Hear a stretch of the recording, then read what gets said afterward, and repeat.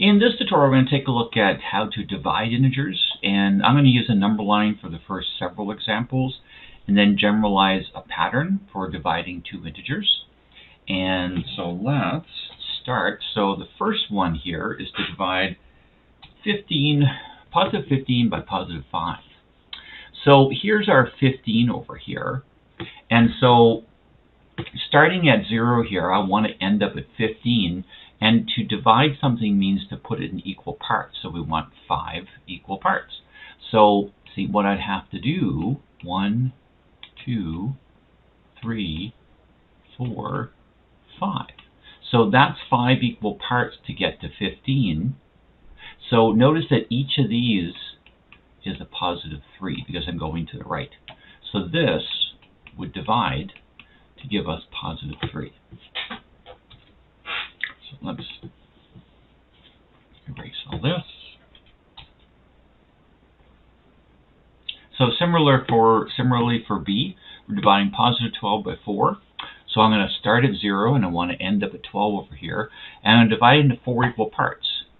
So I would have to go 3, another 3, another 3, and another 3. So there are actually 3 again.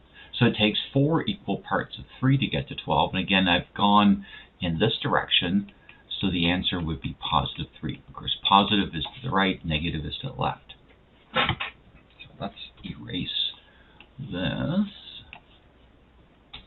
Okay, so the next one, I have negative 8 that I'm going to divide into 2 equal parts. So I'm starting at 0, going to negative 8 here. So to divide into 2 equal parts, see, each jump would have to be 4 in order to get twice to 8. And up going in the left direction, so that would divide to give us negative 4. Okay, let's erase that. So for the next one, D, we're dividing negative 12 by 6. So again, I'm starting at 0. I want to end up at negative 12, and I'll divide that into 6 equal parts. So I would have to go 1, 2, 3, 4, 5. So that's 6 equal parts of, see, I'm going in the left. So 6 equal parts of negative 2 to get to negative 12. Okay, let's erase that again. Back up here. Okay, so a little different here. So in E, we're dividing negative 12 and negative 6. And actually, I erased these, but I put them back up, the ones from D. So what's different in E is I'm not dividing by 6 anymore, or positive 6. I'm dividing by negative 6. So since I'm dividing by a negative, it's really the jumps are going in the opposite direction.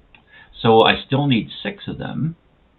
Okay, and I have to figure, how many of these does it take to get to negative 12? So there's 6 of these negative jumps. So notice that each one's going to the right, and that's why it would be, this would give us positive 2. So two ways you can think about D and E is, you can always check any division by multiplication. See, 6 negative 2s is negative 12, or 2 negative 6s is negative 12. Okay, so you can always check any division by multiplication. They're very intricately linked. Okay, so let's erase that and take a look at F here.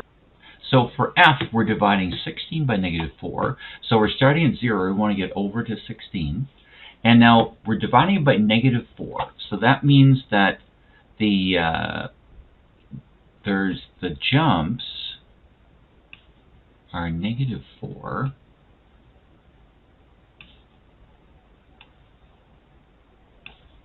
Like that. Okay.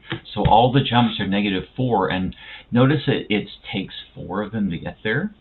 So, but the jumps are all in the negative direction, so that's why that would multiply to give us negative 4.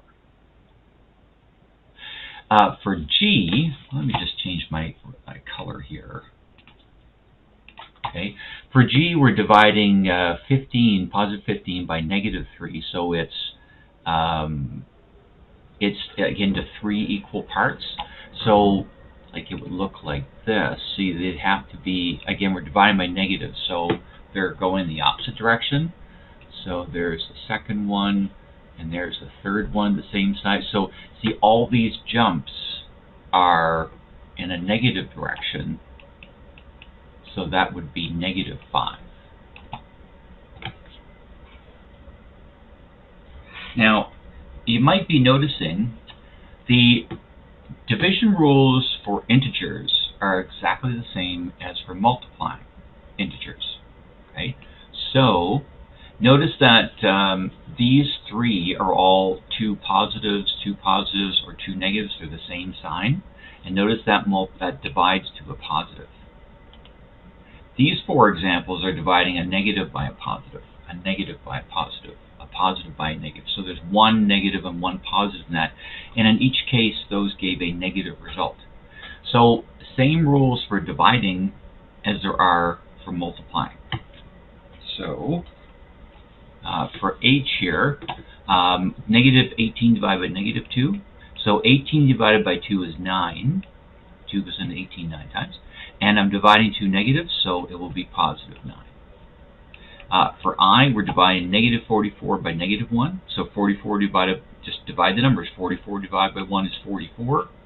And they're both negative, so it's +44.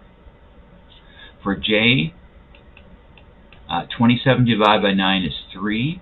And since they're both positive, it is +3. That's that rule right there. -48 divided by +6. So 48 divided by 6 is 8. And we're dividing a negative by a positive. That's the second rule. When they're different in sign, it's going to be negative. For L, 24 divided by -4. So 24 divided by 4 is 6. And there's 1 negative in that, so that's another case of this. One's negative, one's positive, so the answer is negative. And the last one is the same kind of thing. We have a +36 divided by -12. 36 divided by 12 is 3. And there's a single negative, so that's this one again. So the answer is -3. So the rules for dividing integers are the same as multiplying.